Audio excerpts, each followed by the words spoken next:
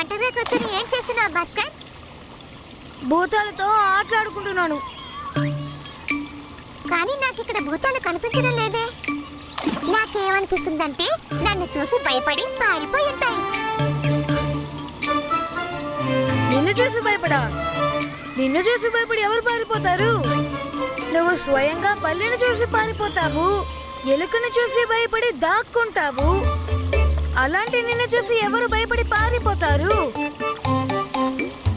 ఇప్పుడు నీ దిగులైతే పారిపోయింది కదా,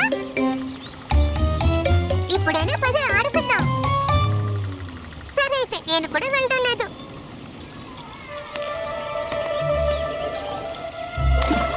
సరిపోలేదు, ఇంకాస్త పక్కకు జరుగు.